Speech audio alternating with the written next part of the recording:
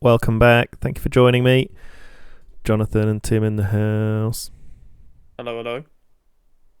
Hello. That's them. So, what we saying? Uh, Not much. Another day in conflict of nations. what are we saying? Um, Tim, you've pretty much sealed the deal. Do you want me to take? Do you want me to yeah. start a war and end a war on that little tile near the mouth? Or Oh, yeah. Yeah, I forgot about that. That I'm guy up there. I'm sending That some little, people up there. that Um, field.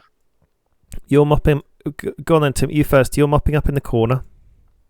Yeah, just taking this last city, doing a lap around the provinces, then circling round into it. So I should have it before midnight. Yeah, I'll have it before midnight, so then the morale amount will tick over, so that'll save a day um Yeah. of progress. 4 hours 25 minutes till we get to the capital and take it, and Yeah. 4 hours 50 till midnight. So just before midnight, Yeah. is that right? So that's cool. And then when midnight ticks over, the morale will go from what? You'll take it at 25% roughly, and then it'll go up to It'll go up to about 29, Yeah, 30, somewhere around there. Yeah. 30. Okay, cool. And you might seal the deal in 2 days. I've noticed that you put 2 troops on each of the cities that you've taken. Indeed. In got an issue they brought in where it doesn't just happen at the the what are the rebels called The the chosen. uh are they the chosen on this one? Yeah, Yeah, yeah. You're Yeah, yeah. yeah. So the what are they called in the other game mode? Can't think. Um, The Rogue State. Rogue State, yeah. Rogue that's State it. equivalent pretty strong on this game. Yeah, I A much actually just higher got wrecked factor. by a couple of Rogue State last night. I Yeah, forgot they were stronger than the chosen. They've got quite a high attack, but a low defense. So the best thing to yeah. do if you are attacked by them is attack them back. Yeah, So yeah, interesting little dynamics when you have a fight on the city. For those who don't know, the person who takes the initiative moves into the spot or moves past someone. They'll usually be the attacker. I believe it's if neither is on um, a city or the midpoint of a province, they both attack each other. But if you're defending, you can always choose to also attack your attacker, and then you'll have separate countdowns. Usually, troops attack once an hour, right? So Yeah. you'll attack each other on the hour, and the battle will progress a lot quicker that way. So you definitely know you have the advantage, especially if you're entrenched. It's good to take that. Although I believe the entrenchment bonus doesn't apply when you're attacking, it's only if you're defending on a city, but you may also have some troops which have a terrain advantage. For example, an armored fighting vehicle in suburbs, or a special forces troop in a jungle, those sorts of things. So it's worth considering how you're going to approach these little battles.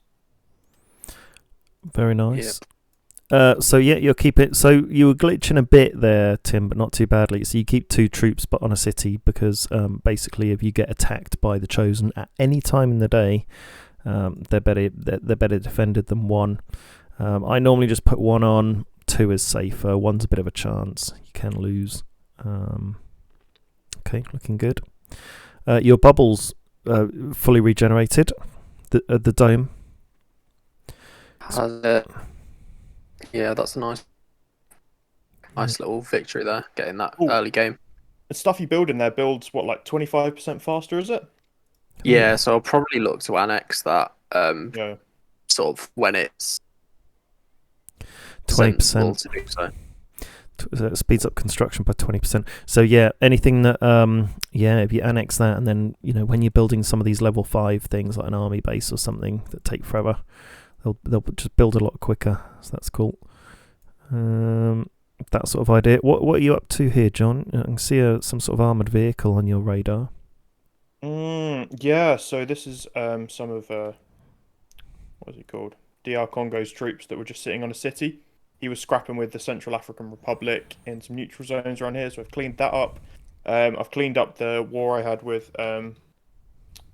the first country I went to war with, Republic of the Congo, and I'm also cleaning up a war with Chad up in the north to just try and limit who I'm at war with, so I can kind of recover and get some more resources. Basically, because I had to panic, make a bunch of troops. I'm a little bit behind. I'm only just making my level 2 airbase now, so I'm not even producing any strikes yet. So I'm just going to clear up some easy victories and then just focus on resource production, especially for supplies. It's quite handy because I've just taken Brazzaville, which is a supply city. So is Bumba, which is the one I'll be working towards eventually. And yeah, this complex down in the south, which I'll eventually get to, the Malangi complex, is also for supply. So that'll be a really good defensive location to take. Nice. Yeah, it looks like it's coming through that armored vehicle. So I'll come to what I've got in a minute, but I don't think that's going to be a fighting vehicle. I think that's just going to be probably It'll be combat recon. a combat recon. Yeah, because he's not really got any level 2 army bases. Go on then. I'll just show you what I've got at the moment then, and the setup. So I flew everything over to Tim's capital. To heal up for a little while and just consolidate and amortize the health along. And I've split off my infantry officer and 8 motorized infantry off to a rendezvous point up here. They flew over to this base and from Tim's capital and up here, and then rendezvousing with an armoured fighting vehicle. So I've got a big stack with 8 troops, an infantry officer and an armoured fighting vehicle. That's going to be pretty nasty. And then I'm disseminating the rest of the troops, one on each of the key strategic cities. So each of my coastal cities, home cities, and the capital, and then putting the combat recon I've got on the strategic coastal city that is something that people could use to land and then get to my capital through very quickly. So pretty happy with that sort of setup so far. And Angola, they're going to get hit hard with a big old stack, and I should start building start building a strike fighter in 6 hours 53 minutes, just waiting for components, and I keep buying components, but I'm so short of money, so that's not going to be too long. So I should have a strike fighter to support the incursion by this big stack, and then it's going to be carnage, and we'll just see what Angola come back with, because they've had a few turns, they're aggressive, they've got loads of buildings everywhere,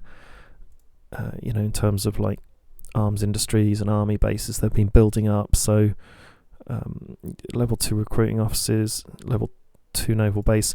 I'm trying to save up enough raw materials to start researching a destroyer, but I'm just not quite getting there. Just keep using them on arms industries, but yeah, we're in a bit of a supply squeeze, just as Bitcoin is at the moment, apparently, and so it's tough going, and we're all struggling with supplies, but making the best of what we've got. Tim, you've got a 2 strike fighters, is that? No, just one. One, yeah, superiority. Second strike fighter's on the way. So I can lend those. Brilliant. Probably best to save them for the Algerian war, I reckon.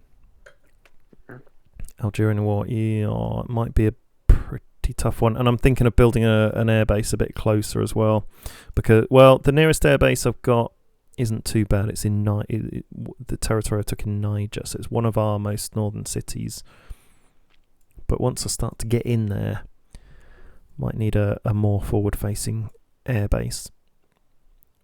We'll see, because that costs resources. Where would you put an airbase if we attacked Algeria? When I attack Algeria? Maybe on the south side of the dead zone. So it's like, not quite sort of in that valley. Oh, I see. Yeah. Oh, okay. So I think I'd have rate.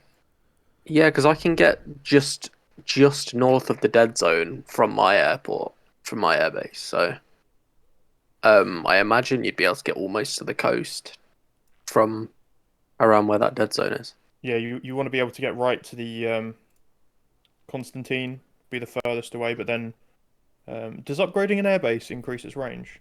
It's just the actual No. strikes themselves. Yeah. So Right, but if you had to have bombers later on, then and an airbase and just behind there, then we could reach like Italy and France as well. yeah, That's worth considering. Oh Um, God, yeah, the bombers have so much reach. mm, I'll definitely want to get on the bombers again. They've been a real success in taking out infrastructure and things like that. People don't yeah, always expect you to use them because they're quite expensive and difficult to and build. like although it's slightly cheaper to build it on like a mountainous province or anywhere that isn't a city, if you do build it on a city, it'll boost your resources slightly too, right? So in the long run, yeah. Yeah. I mean, Tahua would be good because then you'd be roosting rare materials or Agadez. Well, Um, but I've got an airbase on Simiri anyway, just left of Tahua, so maybe that's enough. yeah, And if I take Algiers and the airbase survives, then we'll have another airbase there. or just stick one on in Amguel, like just to get troops right to the front line, and then if we ever need to defend it, then we can quickly fly in troops there, and then as soon as they land, they'll be directly on the tile, um, or just behind it. So I'm not sure, like if you have a battle in a province, does it start to destroy the buildings in that province? It will, yeah, if you get bombed by like rockets, and if the opponent I've just cut takes the out. tile. Yeah, if the opponent takes the tile, it destroys it. But Hmm. like when you're fighting on a city, sometimes your buildings will start to get damaged. But I'm not sure like what conditions It's cause from the it's building to get from damaged. like far away attack, like aerial attack, rocket attack, that sort of thing. I don't think that. Ooh, I'm not sure if damage is incurred by things like infantry and stuff like that. It is Well, actually we like if you have a look at the infantry, then it has got a stat against buildings which is only 0.1, so it's the yeah, smallest amount. And I 0.1. think like if you're only have getting attacked a few times and then you kill like one or two troops, it's so small that you don't even see it. But large scale battles, Yeah, you usually find like cities just end up getting flattened, even if there isn't things like rocket fire or airstrikes. God, so it's better Um, to take a city with like one troop instead of 10. um, yeah. Although I'm not sure about like overkill kind of damage. Like, I think troops stop firing as soon as they kill all of the troops. Just having a look at Algeria, they've taken two coastal cities. The Chosen has taken one city, so they're not completely dominating. They may have taken a bit of a battering by Morocco. Hmm. I may be walking into an easy one here with any luck, but they've had plenty of time to build reinforcements as well. How long till I get there? 2 hours 50 minutes for my armored fighting vehicle, and then 5 hours 48. I'm just going to rendezvous a bit closer. Maybe here. 1 hour 30 minutes. 1 hour 6 minutes. Yeah, cool. So I'm going to rendezvous the big stack shortly, and then I'm going to put a path. Ooh, probably to Ouagla. Maybe. And then I don't know. I'm gonna have to have a think about that one. Bekkar is one of their home cities with no buildings. Ouagla has the naval base that'll cripple their infrastructure. Oh wow, they're building a level 4 recruiting office Oh wow. on Oran. That must have taken some resources. Mm. And that's a little bit of a crazy strategy. They must be pumping out troops very quickly. Because the recruiting office speeds up the time you can build stuff. So that's a very interesting early game strategy I've never seen before. Have you? No, it's very expensive for the sort of benefit he's going to be getting from that at this stage. Where? Oran, west directly west of their Right. capital, Algiers. Hmm. Algeria. It's their rare materials city. Level 4 recruiting office just started building. And you get a 70% mobilisation bonus. But if you consider it's a level 1 army base and they've got level 1 army bases on all their other cities, all they have to do, well, 3 other cities, all they have to do is build a troop in each of these cities, and that's 4 troops. Or you can just build 1 troop 4 times as fast in 1 city. But you don't, you've got other cities to do that early game. Like early game, I tend to do 1 troop in each city. But yeah, in the long run, if you just want to have 1 city which is producing 1 type of troop, then that's quite a good thing to start off with. Good long-term strategy, because you get to a point where you have 1 city producing, say, troops, another producing tanks, then another one support, and then you've got your capital that's producing air units. And so you do kind of split it up like that in the end. Okay. So, Tim, your next move is going to be Guinea. Yeah, most likely immediately after taking this last city in Mali. Yeah. Go straight down south to Yamoussoukro. The estimated travel's longer now. 2 hours till I get to the rendezvous point.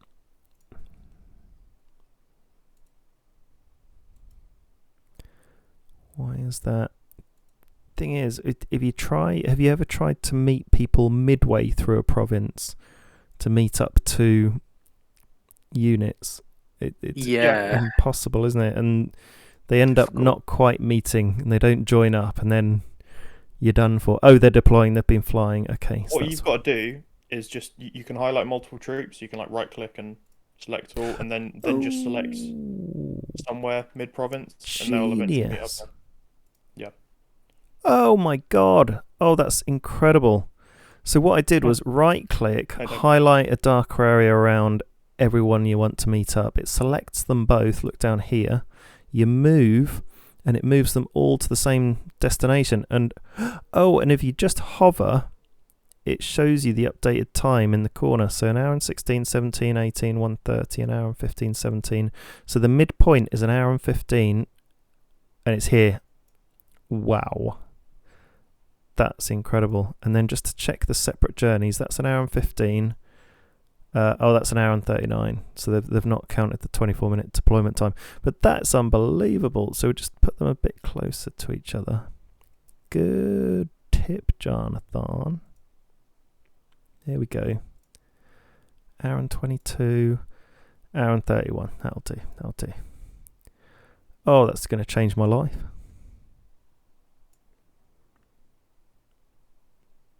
And it looked pretty good showing it on screen. So Tim's going into Guinea, but don't tell anyone else his strategy. Jonathan, you're mopping up and then probably mainly going for DR Congo, are you? Yeah, 100%. I think I'll consolidate all my troops and move into Kinshasa straight away. Because I want to avoid the jungle on the north side. I'll probably revisit there, or maybe just travel via the river to get to Kisangani after. Yeah, no, that sounds really nice. And then you've got a victory site actually as a goal, which is pretty sweet for the team. I guess I've got my first domed complex kind of in Algeria, but more in Morocco. That's Morocco's territory.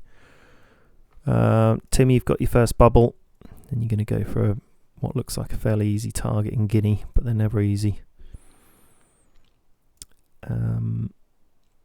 I'll just tell you a little bit about my strategy.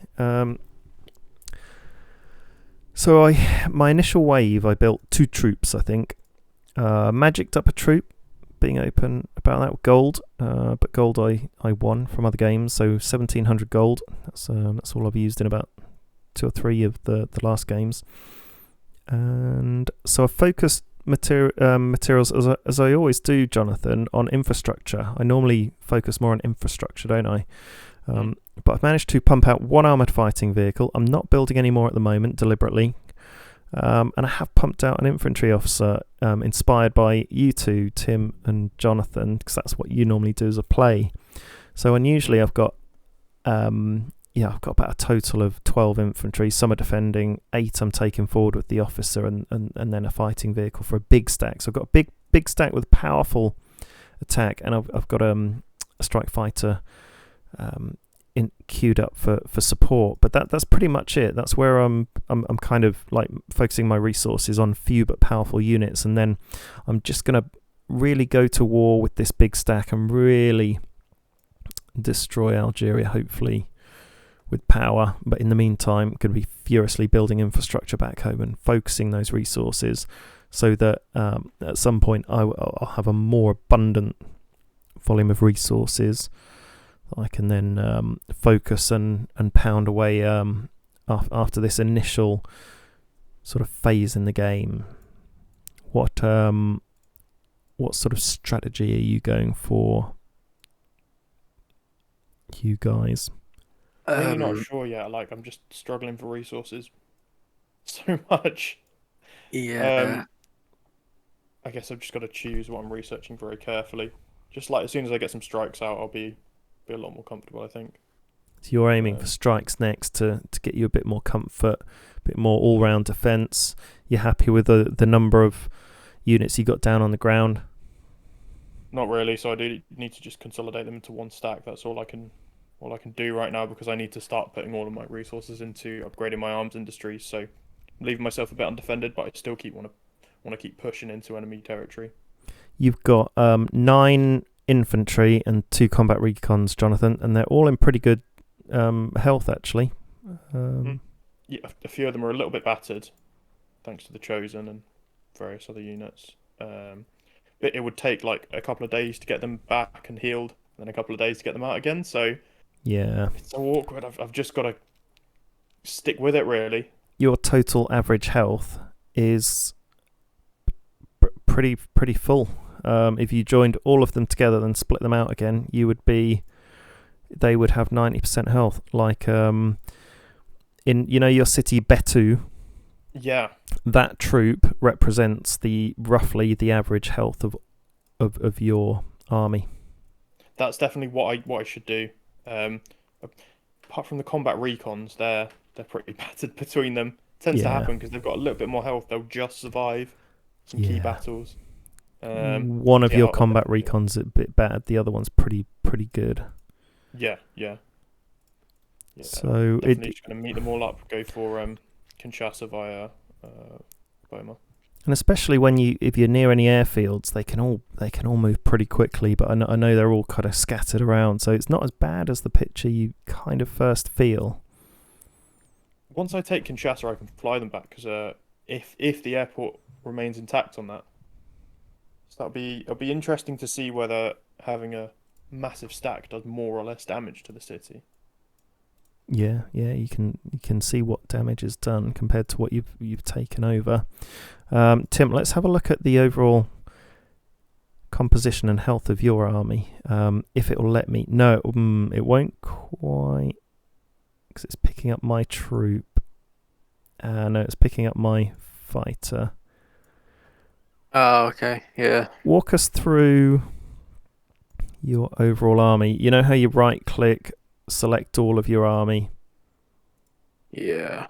So, pretty good, actually. I've got one guy on the capital that's like pretty battered. He's just chilling, healing up, but the rest of them, I'd say over 90%, collectively, even with that guy included, probably around 90% health. But probably more than that. I've just picked it up, actually. I've ignored your guy in the capital and I picked it up. So air superiority at half strength.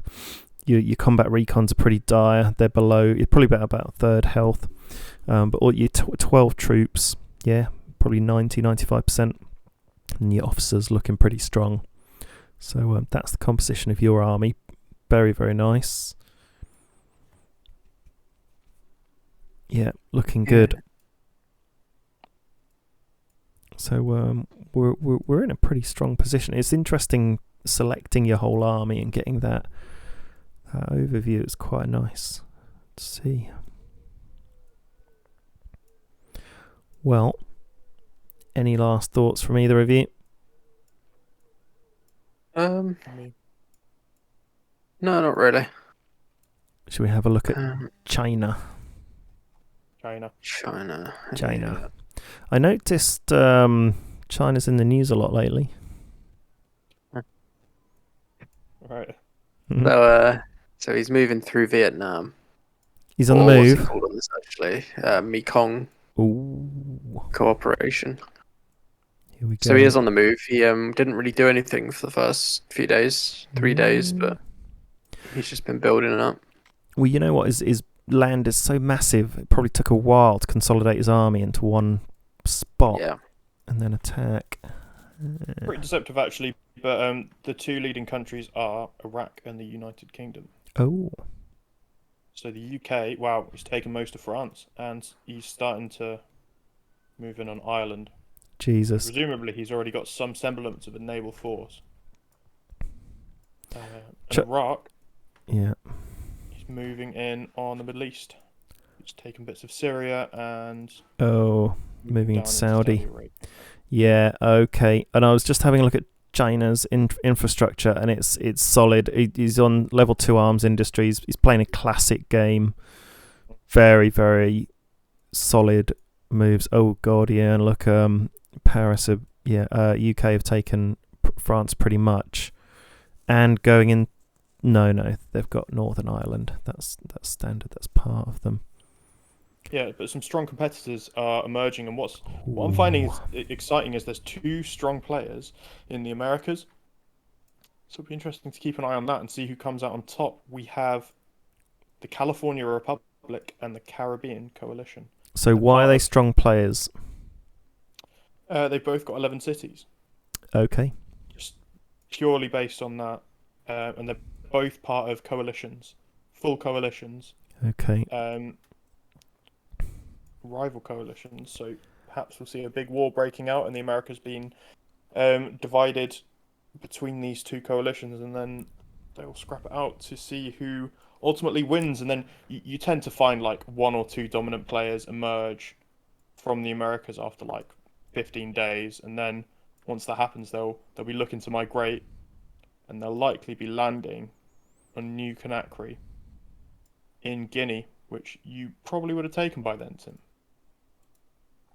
Yeah, that's sort of once a couple of players sort of take over the whole of North and South America, then they tend to come to North Africa. Yeah, that's the closest pit stop. But it's always New Conakry. That's like the shortest distance between Brazil and Africa. I think we have occasionally seen people move into like Morocco or Spain. I think from North America, Spain is quite a popular entrance location, isn't it? Yeah. The United Kingdom tends to be pretty good at defending itself from any outside insurgency. Those are the 2 to watch out for, I think, them landing in Spain or Guinea. Okay, so we've got strong contingents in North America and players. We've got something pretty serious happening in Europe. Strong players and 2 strong coalitions I remember having a look at. And we've got China on the move now with Myanmar. And God only knows what else. And there's quite a strong coalition in Africa, apparently. Uh-huh. That's us. Yeah. Apparently. Some people think not. People on YouTube are saying so. No. Just messing. Cool. So this is shaping up. I mean, let's just have a little look at the city list then. So UK's got 12, Iraq 12, Baltic 11. They were in that coalition. Okay, that's what you're saying. Jonathan, California Republic with 11. China only 10, but they're on the move. They'll soon be up to like 15 maybe. Nigeria 10, but it doesn't look like they're doing anything. Ghana 9. So that's good. DR Congo. Oh, Cameroon are up there with 9. It's me. So, yeah, it's me. Let's have a look at the coalitions. So members, 1, 2, 3, 4 coalitions with 3 members, 4 coalitions with 2 members. So that's pretty strong. And actually, I mean, you know, as you get through later in the game, we're going to see strong players join together. So that doesn't mean anything. You just need 2 or 3 of the strongest coalitions with the biggest players. And we'll often find that, you know, it depends on how many victory sites you've got. And yeah, I mean, if China doesn't take over Manchuria and Manchuria ends up being quite a strong player, then maybe they'll all join together, or you could see something random like China joining up with someone strong in North America. Maybe that's why they're so good at winning like 50% of their games, because they end up putting themselves in a strong position and then joining up with other strong people. So I fully expect the coalitions to change around a bit. Do you think? Yeah, absolutely. People kind of reassessing the best tactical way to win, or changing alliances based on feuds. That happens sometimes as well. People just get tired of their coalition and quit, or we convince them to quit, or some kind of shenanigans along those lines. Yeah, Tim knows what I'm talking about. Chief intelligence officers. Yeah, doesn't mean you have to be intelligent to be an intelligence officer, by the way. No, you just have to gather it. Yeah, you just got to be able to. Tim's good at communicating with the rest of the world. So, That's one way to put it. What would you call it? We'll have to wait and see who gets in touch and what our chief intelligence officer can pull out of the bag. Manipulate. Yeah. 100%. Definitely, we've got lots and lots of different strands of strategy, and you'll see it throughout the game. Anything last to add? I don't think so. Great. Well, it's goodbye from me. Bye from me. Goodbye from me. Over and out.